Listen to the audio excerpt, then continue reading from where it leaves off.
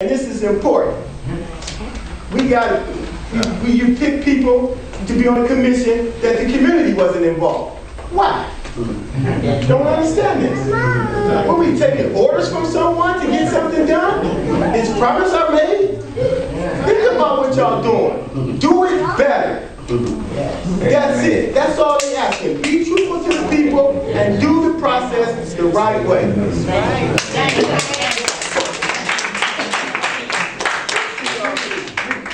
Good evening, everyone.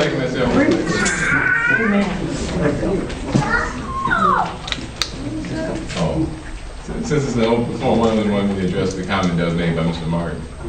We posted it and had it publicized for the position for commission. 22, you weren't in here earlier, 22 people applied, and about 3 from the city of East Cleveland applied directly themselves as well. Well, when you put it where it cannot be publicly heard, then there's everybody who cannot hear it.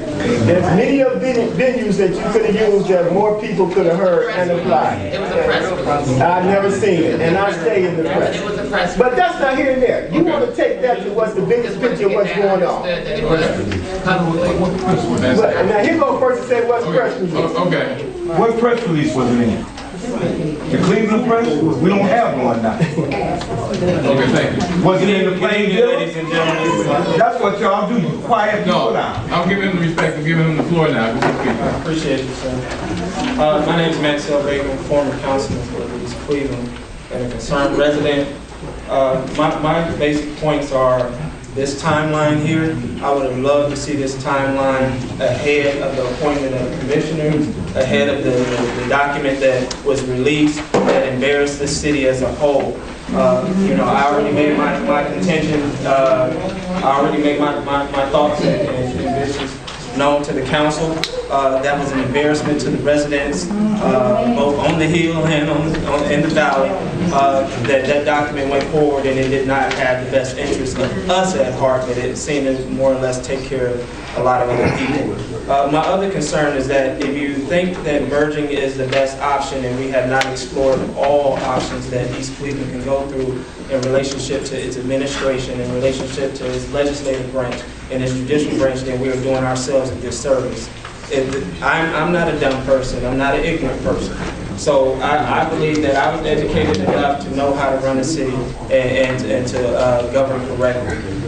My point for the school district, Cleveland did not rest at its school board, so what makes you think that they will rest at our school board? They dissolved their school board, they'll dissolve this one.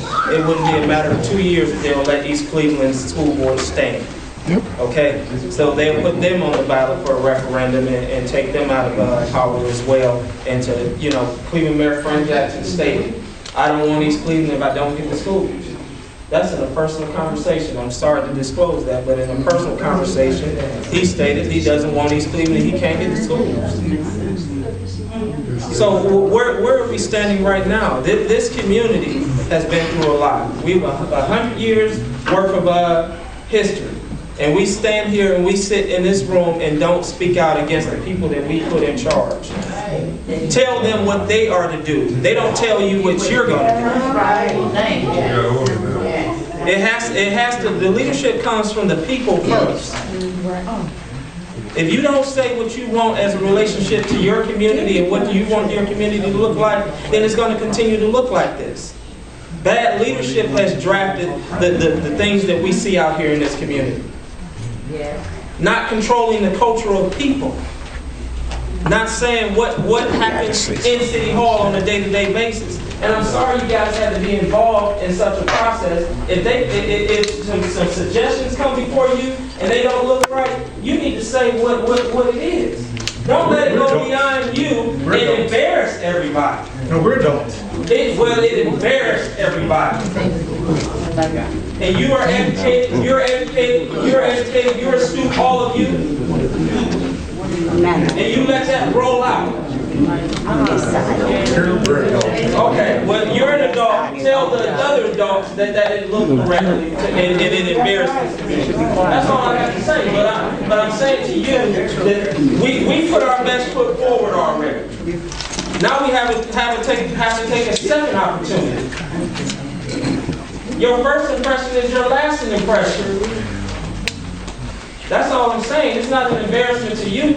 I hope that we all stand together on this situation, and I hope that we just don't take one individual from the executive office's word for it. He introduced the fire department as an emerging situation. That failed because Cleveland said they could not afford it. It was $4 million. They could not afford our fire department as their own. Now we sit here and we're sitting in a meeting, and I bet you we leave this meeting and we probably have not solved anything. And Michael Smedley again.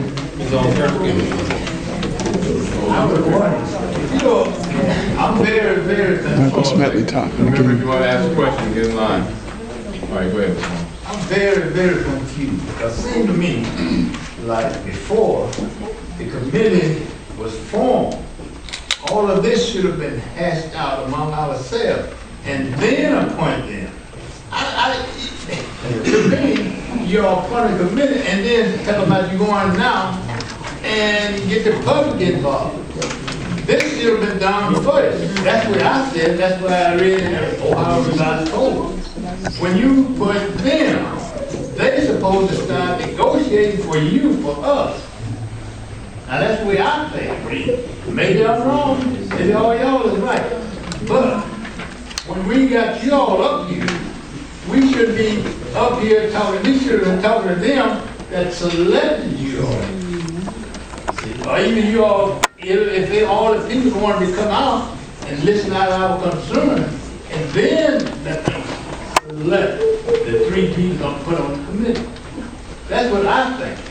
Now maybe I'm wrong, but I wish y'all would explain it to us, to the whole people, that the committee's supposed to be formed and then get output from the public. This is what I'd like to know. Thank you.